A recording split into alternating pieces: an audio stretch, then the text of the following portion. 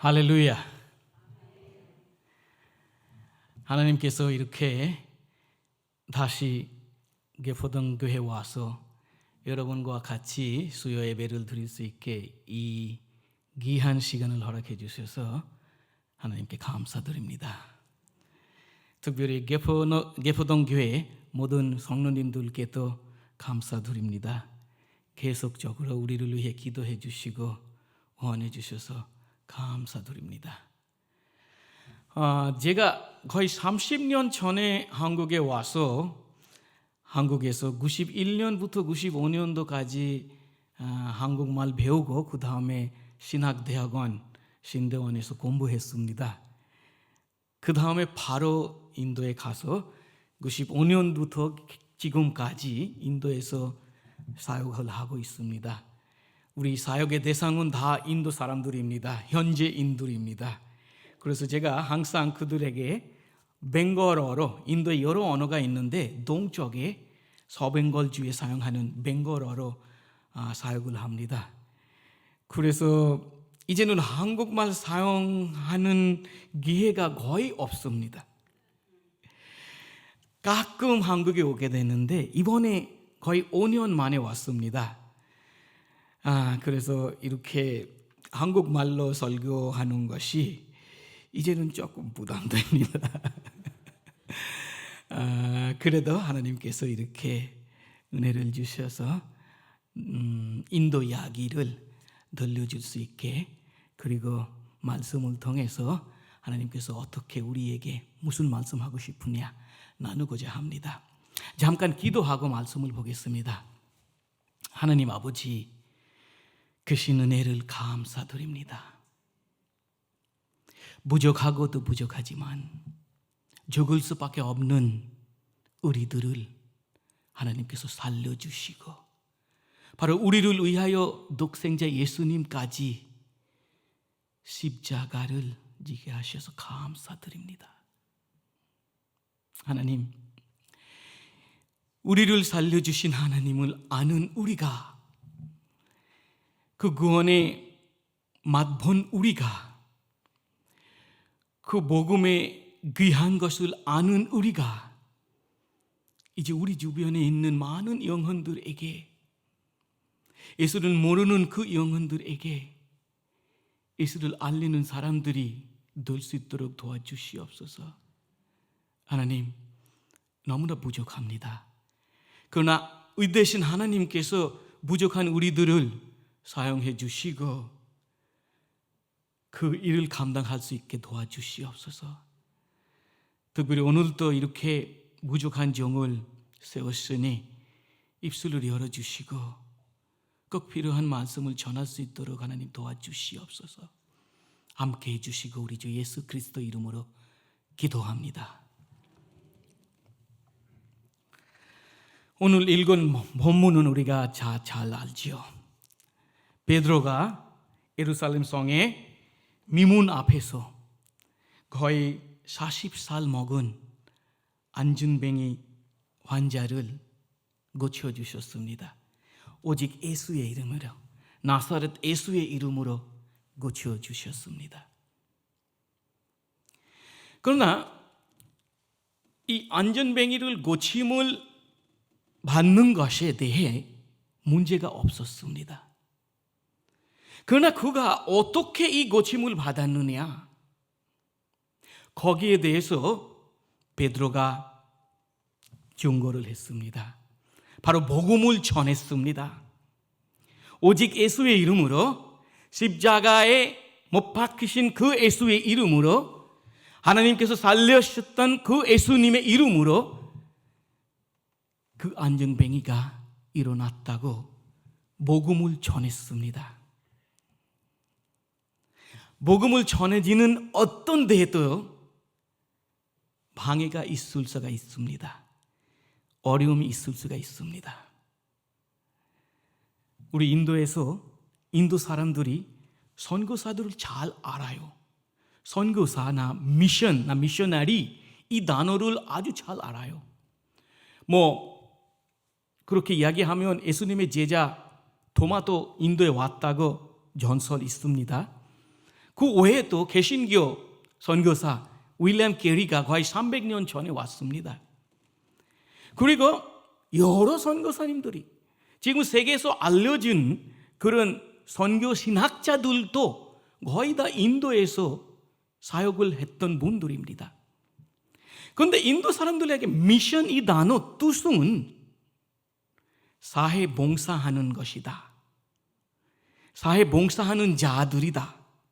학교 세우고 병원을 세우고 어려운 사람들을 도와주는 사람이다. 그 사역이라고 인상을 갖고 있습니다. 여기 베드로가 만약 그 안증뱅이만 고쳐주셨으면 문제가 없었어요. 그러나 베드로가 고치는 뿐만 아니고 어떻게 고쳤느냐, 바로 예수님의 그 복음을 전했습니다. 그래서 문제가 생겼어요. 그래서 베드로하고 요한이 감옥까지 가게 됐다는 것입니다. 그들이 베드로와 요한을 감옥에 가다 넣을 수 있었지만 복음을 가다 넣을 수 없었다는 것입니다. 4절 보니까 복음을 전함으로 5천 명의 남자들이 예수를 믿게 됐다는 것입니다. 오늘날 우리가 인도에서 선교 사역을 하면서 아주 큰 고민되는 이슈가 어떻게 선교 사역을 감당해야 되느냐. 여러분에게 감사드리는 것이 여러분 교회에 속한 동서울 요전도회를 통해서 인도 아주 섬 지역에 선데스칼리라는 데 우리가 2층짜리 교회 건물을 만들게 됐습니다. 그 전에 우리가 여러 선교팀을 모시고 그 섬마다 전도를 했습니다. 많은 사람들 나와서 예수를 믿겠다고 하는 사람들이 있었습니다. 그때 기도하기를 이 섬 가운데 우리가 교회 건물 하나 있었으면 기도를 했습니다. 그래서 그 땅을 사게 되었고, 그래서 우리가 그 마을 사람들과 같이 예배 드리면서 여기 교회 건물을 세우겠다고 할 때, 이제 첫 번째 이야기는 우리 교회 건물 필요 없어요. 여기 병원 세워주세요. 학교 세워주세요. 그것이 더 필요해요. 만약 우리가 그들한테 핍박 없는, 어려움 없는 사역을 하고 싶었으면 그걸로부터 시작할 수가 있었습니다. 그러나 우리는 아니요. 제일 처음에는 교회 건물이 세워되고, 그로 말미암아 사람들을 예수 믿고 구원받는 것이 우리의 우선순위고, 그 다음에 하나님께서 원하시면 학교나 병이나 여러 사역들 할 수가 있습니다. 근데 어려움이 많았습니다. 그 마을 사람들이 와서 이게 교회 안 된다, 아주 어렵게 이야기를 했습니다. 그러나 우리는 아니요, 하겠습니다. 그래서 은혜 가운데 코로나 바로 전에 교회 건물을 세우게 되었고, 그리고 헌단 예배도까지 드리게 됐습니다. 여러분께서 이렇게 후원해 주셔서, 기도해 주셔서 너무너무 감사드립니다. 그런데 인도 상황이 많이 바꾸고 있습니다. 이전에 한국에서 많은 당교 선교팀이 와서 노방 전도까지 하고 우리가 많은 사람들한테 전도를 했는데, 그런데 2014년부터 정부가 바꾸면서 모디 정부가 오고 나서 지난 거의 9년, 10년 동안 이슬람교나 기독교에 대한 박해가 너무나 많아졌습니다. 지금 여러분께서 아시는 대로 컴패션이라는 선교단체가 인도에 있었어요. 거의 5천 명의 학생들을 도와주고 있었습니다. 그런데 5년 전에 컴패션 선교단체를 인도에서 쫓아냈습니다. 우리가 필요 없다고 그렇게 했습니다. 그리고 최근에 지금 문제는 월드 비전이라는 선교단체가 있습니다. 아주 큰 선교단체고, 그리고 많은 사회봉사들을 합니다. 그런데 지난 7개월 동안 외국에서 그 선교단체가 돈 못 받게 있습니다. 정부에서 막았습니다. 그래서 그런 사역자들이 지금 7개월 동안 월급까지 못 받고 있습니다. 여러분의 기도가 필요합니다. 사실은 이제는 인도에서 개증하는 일이 너무나 어렵게 됐습니다. 인도에 35개 주가 있는데 그 중에 9개 주에서 반개중법을 만들게 됐습니다. 그 뜻은 힌두교 가정에서 태어났으면 죽을 때까지 힌두교에 인도해야 된다. 다른 종교로 개종할 수가 없다는 것입니다. 그런데 웃기는 것이 어떤 기독교인이 힌두인이 되고 싶으면 그거는 괜찮아요. 그거는 개종이 아니에요. 그거는 홈카밍이라고 합니다. 원래는 힌두교였기 때문에 잠깐 다른 데 갔다가 돌아왔다고 그렇게 이야기를 합니다. 사실은 우리가 살고 있는 주가 웨스트 벵골 주라고 하는데 거기는 그렇게 아직도 비판 많지 않습니다. 근데 이 복음의 문이 언제 닫힐지 모릅니다. 그래서 코로나 동안 많은 어려움들이 있었습니다. 여러분들 잘 아시는 대로 첫 번째 웨이브 왔을 때, 코로나의 퍼스트 웨이브 왔을 때 인도 정부에서는 강력한 그 록다운을 했습니다. 그래서 사람들이 문 밖에도 못 갔어요. 문 밖에 나가면 경찰들이 멍둥이도 때렸어요. 그런데 갑자기 그 록다운을 시작했기 때문에 사람들의 집에는 아무것도 없었어요. 먹을 것은 없었어요. 하나님께서 그때 우리를 사용해 주셨어요. 우리는 우리 교회에서, 우리 선교단체에서 그 살 주머니를 만들었어요. 그래서 살하고 감자하고 아주 필요한 그런 먹을 것들을 이렇게 주머니를 만들고 그런 어려운 사람들한테 많이 나눠줬습니다. 그 다음에 제2웨이브 왔을 때, 세컨드 웨이브 왔을 때, 퍼스트 웨이브 때는 경제적으로 나라가 조금 어려웠기 때문에 이제는 나라가 아무 책임 안 준다, 알아서 하라고 하는 거예요. 그래서 얼마나 잘 퍼졌는지 여러분 그때 아마 텔레비에서 보셨을 거예요. 사람들이 아파도 병원에 가도 아무 소용이 없었어요. 산소가 없어서 돌아가고 사람들이 너무나 많았어요. 어떨 때는 겐제스 강에 시체를 버릴 때도 있었고, 그 가운데에서 하나님께서 특별히 은혜를 베푸사 우리 교회가 기도 가운데, 우리 교회인들 가운데 아픈 사람들 아마 몇 명 있었지만 돌아가신 분 하나도 없었습니다. 이제는 우리 교회인들의 기도 제목이 바꿨습니다. 기도하는 방법이 바꿨습니다. 아침에 일어나서 하나님께 기도할 때 하나님 살아있게 하셔서 감사드립니다. 왜냐? 어저께 얼마나 많은 사람들이 돌아가신 것을 친척 가운데도 아는 사람들 가운데도 돌아가신 사람들이 있었습니다. 하나님 살게 해주셔서 감사합니다. 이건 그냥 하는 말이 아니고 몸에서 배우고 우러나는 그런 기도였습니다. 여러분 근데 부탁하기를, 우리는 어려움 속에 있지만 복음을 전할 때는 어려움이 있다는 것을 아주 강력합니다. 어디나 마찬가지입니다. 인도도 그렇지만 여러분 삶 속에서도, 여러분 사회에서도, 여러분 회사에서도 일할 때 그런 어려움들 많이 있습니다. 만약 내가 복음을 전하고 가만히 있으면 다 좋다고 이야기합니다. 아무 어려움이 없습니다. 저는 기독교 가정에서 태어났고 4대째 말씀 있는 집안에서, 그리고 기독교 학교에서 공부를 했습니다. 대학교에서 공부했습니다. 그런데 대학교에서 아이들하고 친구들하고 이야기할 때 제가 기독교인이라고 시인하니까 저한테 이야기하기를 얼마 받았어? 기독교인 되면 돈 받을 수 있어? 아니면 유익 받을 수 있다고 생각을 합니다. 이렇게 사고방식들 다르게 생각하는 사람들이 많이 있다는 것입니다. 그 가운데서 자기가 예수님 믿는다고 말하는 것이 예수쟁이 되고, 그래서 어떨 때는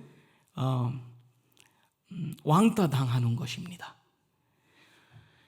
그러나 하나님 은혜로 그 코로나 시간에 하나님께서 우리에게 담대함을 주시고 그 코로나 속에서 또 우리가 복음을 전할 수 있는 기회를 허락해 주셨습니다. 코로나가 시간이 어려웠지만 그건 하나님께서 어떻게 역사하셨는지, 제가 한국에 올 때마다 한국 교회나 목사님들을 많이 부러워했어요. 왜냐하면 목사님들께서 설교하시면 다 그때는 홈페이지 있었어. 학교 교회 홈페이지. 그 홈페이지에 목사님의 설교들이 다 동영상들이 올라가잖아요. 근데 우리는 그런 상황이 없었습니다. 근데 마음속에는 저도 주일날 설교하는 것이 좀 올라갔었으면, 다른 사람들도 볼 수 있었으면 얼마나 좋을까. 그때는 주일날 제가 설교 원고를 PDF 파일로 만들고 사람들한테 나누어주고 있었습니다. 이메일로. 그런데 동영상 올라가는 것이 상상하지 못했습니다. 그런데 코로나 터지고 나서 어쩔 수 없이 이 대면 예배가 안 되니까 비대면으로 예배를 드리게 되니까 제 설교도 이제 유튜브로 공짜로 올라갑니다. 많은 사람들 보고 있다는 것이 얼마나 감사한지. 또 두 번째는 우리 이전에 왔을 때 제가 이야기했죠. 인도에 악보가 있는 찬송가 없었어요. 그러나 우리가 거의 10년 동안의 작업을 통해서 악보가 있는 찬송가를 만들었어요. 얼마나 감사한지. 거기에는 한양 찬송가에서 거의 150곡이 있고, 그리고 순수한 인도 사람들이 부르는 찬양 거의 250곡이 있었고, 그 다음에 복음성가 100곡 우리가 만들었습니다. 그런데 인도 학교에서는 이 콩나물을 잘 안 가르쳐요. 악보를 잘 안 가르쳐요. 근데 사람들 잘 몰라요. 근데 우리가 반주자 양성원을 통해서 가르쳤는데, 그래도 마음속에는 이 찬송가에 있는 제대로 부르는 이 찬양들을 녹음해서 사람들한테 좀 나누어 줬으면 좋았을까라고 생각을 하고 있었습니다. 근데 코로나 터지고 나서 이제 예배 시간에 설교뿐만 아니고 이 찬양들도 녹음하게 되고, 그 다음에 이제 유튜브로 공짜로 올라가고 있습니다. 사람들도 다 보고 배우고 있습니다. 얼마나 쉽게 됐다는 것이죠. 어려움이 있지만 우리가 하나님만 바라보고 그를 의지하고 복음을 전할 때는 하나님께서 길을 열어주십니다. 여기 보니까 베드로하고 요한이 복음을 전했습니다. 근데 그때 그 사람들 앞에서 복음을 전하는 것이 쉬운 일이 아니었습니다. 우리가 잘 아시는 대로 이 사건 일어나기 아마 몇 주 전에 그 제사장과 그리고 그 산헤드린 사람들 앞에서 예수님도 서서히 재판을 받았어요. 그 제사장 앞에서 예수님께서 재판을 받았을 때 베드로하고 요한도 거기 들어와 있었어요. 근데 그때 어떤 사건이 있었어요? 이 베드로가 제사장이 아닌 제사장의 요정 앞에서 예수님을 부인했습니다. 근데 몇 주 전에 지금 보니까 제사장 앞에서 베드로가 그 예수님을 시인하면서 오직 예수의 이름으로 라고 복음을 전하고 있습니다. 어떻게 할 수 있었을까요? 베드로하고 요한이 아주 큰 사람, 위대한 사람이었기 때문에? 아니죠. 13절 보니까 사람들 눈에는 학문 없는 사람들이라고 이야기하고 있습니다. 복음을 전하는데 우리가 뭐가 돼야 할 수 있다는 것이 아닙니다. 누구나 예수 믿는 사람 우리가 다 복음을 전할 수 있고 선교사입니다. 영어로 그런 말이 있습니다. Every heart with Christ is a missionary. Every heart without Christ is a mission field. 예수가 있는 모든 마음이 선교사이고 예수가 없는 모든 마음이 선교지입니다. 우리가 예수를 알았으면, 믿었으면 우리 주변에 있는 사람들에게 예수를 소개하는 것이 당연한 것입니다. 그러나 어려울 때 있습니다. 복음을 전하기 때문에 어려움을 당할 수가 있습니다. 이거 베드로하고 요한이 재판에 쓴 것처럼 우리도 많은 어려움을 당할 수가 있습니다. 그런데 어려움을 피하기 위해 제가 우리가 입 닫고 있으면 안 된다는 것이고 복음을 전해야 된다는 것입니다. 베드로하고 요한이 재판을 받았습니다. 하나님 은혜로 제가 인도 법원에 아직도 쓰게 되지 않았습니다. 언제 그런 날이 올지 모릅니다. 그러나 어려운 것들이 있습니다. 얼마 전에 인도 정부에서 법을 바꿨어요. 우리 같은 선교단체에서 우리가 교회 사역을 하지만 우리 사회 사업도 그리고 사회 봉사들도 합니다. 특별히 컴퓨터 가르쳐주고 다가수를 통해서 사람들을 도와주고 그리고 어려운 사람들한테 구제품을 나눠주고 이런 사역들 많이 하고 있습니다. 그리고 장학금 주고. 근데 우리 교회인들이 그렇게 다 무자이라서 우리가 다 감당할 수가 없습니다. 그러나 한국에서나 이렇게 많은 교회들이 후원을 해서 우리가 우리 선교단체 이름으로 동장으로 그거 받고 그런 사역들 많이 하고 있습니다. 근데 인도 정부에서는 이제 법을 바꿨어요. 인도 정부에서 인정받은 선교단체들만 외국에서 후원을 받을 수 있다고. 좋아요. 우리가 신청을 했어요. 그래서 FCRA, Foreign Contribution Regulation Act, 이 선교단체들만 외국에서 후원을 받을 수 있다. 그 허락을 받았어요. 감사했는데, 근데 그때는 처음에는 여러 은행에서 어떤 은행이라도 우리가 받을 수 있었어요. 근데 얼마 이후에 그거 바꾸는 거야. 전 인도의 모든 선교단체들이 하나 은행, 하나 브란치에서 그 후원금을 받아야 된다고. 다 거기로 와야 돼요. 바로 정부가 컨트롤하는 거예요. 그것도 괜찮아요. 근데 그 다음에 만드는 법은 5년마다 이 허락을 연장해야 돼요. 그 지난 21년도에 우리 연장을 끝났어요. 그래서 신청을 했어요. 그랬더니 그 전에는 신청을 했을 때는 서류상을 보고 그냥 인정을 해 주었어요. 연장해 주었어요. 근데 이번에는 정부에서 사람들이 오는 겁니다. 근데 사람들이 와서 우리에게 질문하기를 어떤 사역을 하고 있느냐, 어떤 사람들한테 도와주고 있느냐, 거기에 대해서 물어보는 것이 아니고 몇 명을 개종시켰느냐. 근데 이 질문을 하게 될 때 제가 그 사람들 앞에 그 답을 하고 있는데 마음으로는 이거 피할 수 있었으면 했지만 하나님께서는 담대함을 주셔서 솔직하게 다 이야기했습니다. 그리고 저뿐만 아니고 우리 임원회에 있는 모든 임원들까지 불러서 그 한 사람씩 인터뷰하는 거예요. 근데 우리 임원들도 거의 다 개중 받은 사람들이에요. 그들한테 그렇게 물어보니까 솔직하게 다 대답을 했어요. 우리가 어렵다고 무섭다고 어떻게 되겠나고 걱정을 했지만 사실은 그것이 그들한테 간증거리가 되는 거예요. 이들이 아니야, 우리가 뭐 받기 위해 아니고 예수를 만나고 살아있는 하나님을 만나고 내가 변화되고 그래서 개중을 했습니다. 인도에서는 개중을 하면 법원에 가서 서류상을 에피데비트 만들어야 돼요. 내가 힌두교 가정에서 태어났는데 그러나 제가 말씀을 통해서 아니면 목사님을 통해서 이렇게 예수님을 알게 되었고 그래서 예수님을 믿게 됐다. 자기 의지로 뭐 받기 위해 아니고 자기 의지로 제가 예수를 믿게 됐다. 기독인이 됐다. 그 서류상 만들어야 돼요. 이 사람들 그들한테는 그걸 간증하는 거예요.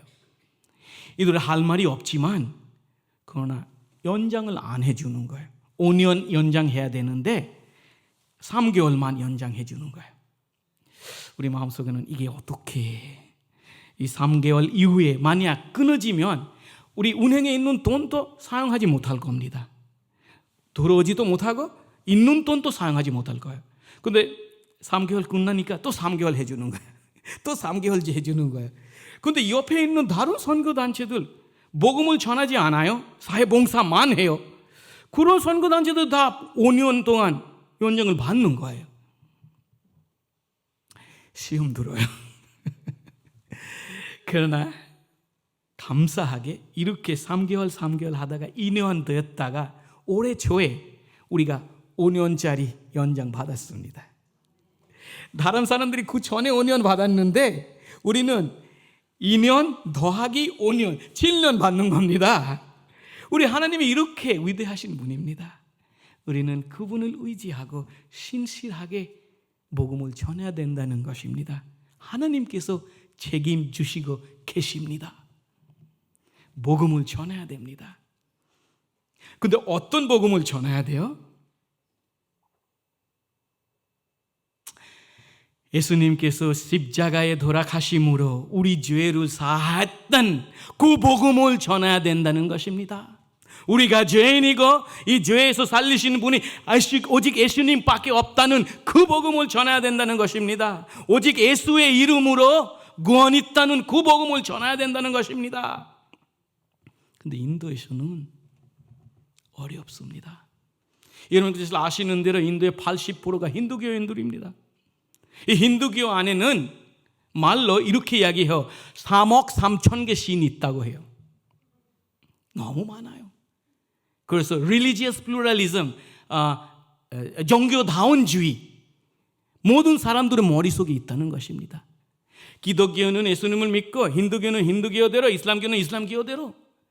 근데 그 가운데서 오직 예수님만 믿어야 된다. 그 3억 3천 개 신을 버리고 예수님만 믿어야 된다고 말하면 왕따 당하는 것뿐만 아니고 널 맞아 죽을 수가 있습니다. 근데 어떻게 해야 돼요? 그런 상황이니까 우리가 예수님만 믿어야 된다고 복음을 전하지 말아야 됩니까? 아니죠. 근데 안타까운 것이 인도의 오래된 기독교 그런 트래디셔널 처치, WCC 계통에 있는 교회들이 종교다원주의를 받아주었어요. 우리는 우리대로 그는 그대로 그렇게 가르치고 있습니다. 그러나 하나님께 감사하는 것이 제가 한국에서 정신에서 공부했습니다. 계획주의 신학을 배우고 오직 예수의 이름으로만 구원을 외치고 있습니다. 어려움을 당하고 있습니다. 다른 교회단들이 우리를 군본주의라고 말합니다. 두렵지 않습니다. 왜냐하면 오직 예수님의 이름으로만 구원이 있다는 이 복음을 전하지 못하면 우리가 복음을 전하고 있지 않다는 것을 생각됩니다. 예, 그렇게 할 때 여러분의 기도가 너무나 많이 필요합니다. 우리가 가서 그 복음을 전하고 있지만 그들한테 베드로하고 요한도 말씀을 전할 때 그 생각을 했었을 거예요. 몇 주 전에 예수님을 십자가에 못 박혀 죽였어. 이 사람들한테 이 사람들의 죄에 대해서 이야기하면 아마 우리도 똑같은 당할 수 있다고 생각을 했을 거예요. 그러나 10절 보니까 그들한테 이야기하기를 너희가 십자가에 못 박힌 예수님, 그 예수님의 이름으로, 하나님께서 살려셨던 그 예수님의 이름으로 이 안정뱅이가 일어났다고 전했습니다. 베드로가 죽음을 두려워해서 입 닦는 것이 아니에요. 말씀을 전했습니다. 오직 예수의 이름으로. 12절 보니까 예수 외에 구원을 없다고 외쳤습니다. 여러분, 인도에서 우리가 이 사역을 하고 있을 때 여러분의 기도가 너무나 많이 필요합니다. 그러기 위해 몇 가지 기도 제목을 나누고 마치겠습니다. 첫 번째는 코로나 때문에 인도에는 단기 선교팀 못 들어왔어요. 거의 2년, 3년 동안 팀이 안 왔어요. 이제는 인도 교회에서 대면 예배도 다 드리고 우리가 지난 고난 주간도 같이 예배 드렸고 그리고 무할절도 같이 예배 드렸습니다. 거의 무할절에는 150명, 160명 모여서 예배를 드렸을 때 얼마나 감사한지 모르겠습니다. 아주 오랜만에 그렇게 할 수 있었습니다.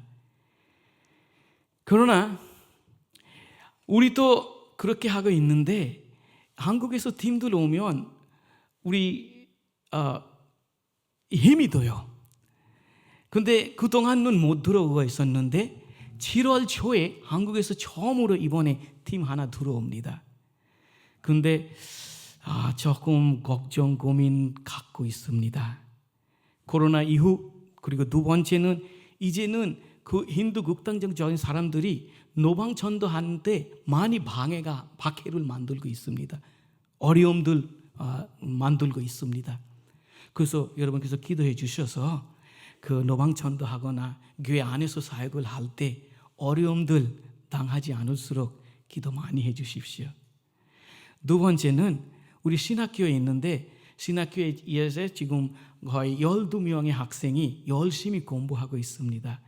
그 가운데는 공부하고 졸업하고 목사 안수 받고 자기 집안에 돌아가서 사역하는 사람들이 있는데 이제는 우리 신학교에서 공부하고 뿐만 아니고 이들이 나가서 그런 기회들 세우게 될 때 우리가 더 많이 도울 수 있도록 말다 지역이라고 있는데 거기에 또 우리 신학생이 졸업하고 나서 기회를 세웠어요. 아주 잘하고 있습니다. 그래서 그 말다 지역에 지금 지난달에 우리 교회 무목사님이 가서 거의 25명한테 세례를 주었어요. 그런데 교회 건물이 없어요. 위에 지붕만 있는데 그리고 몇 개만 필러만 있는데 위에 지붕만 있는 그런 장소에서 예배를 드리고 있어요. 그래서 그 전도사님이 그 목사님이 우리한테 부탁하기를 좀 기도 많이 해주셔서 앞으로 거기에 교회 건물 세울 수 있었으면 좋겠다고. 그리고 세 번째 기도 제목은 이제 저도 나이가 조금 들어가고 제 후임자가 하나님께서 보내주시라고 기도하고 있습니다. 인도에서도 사람들 신학생들한테 가르치고 목사 막서 그런 분도 있지만 만약 한국에서도 다른 선교사님들이 와서 우리를 도우고 싶으면 근데 사실은 이제는 인도에서 외국에서 오는 선교사님들 들어오는 게 많이 힘들게 하고 있습니다. 비자를 안 주고 그 다음에 선교 사역을 하는데 많이 박해를 하고 있습니다. 얼마 전에 지난주에 인도 동북쪽에 머니푸르라는 지역에 종족끼리 싸우다가 거의 40개 교회 건물을 부신 일이 있었습니다. 그리고 거기에 있는 기독교인들이 다 도망가는 일도 있었습니다.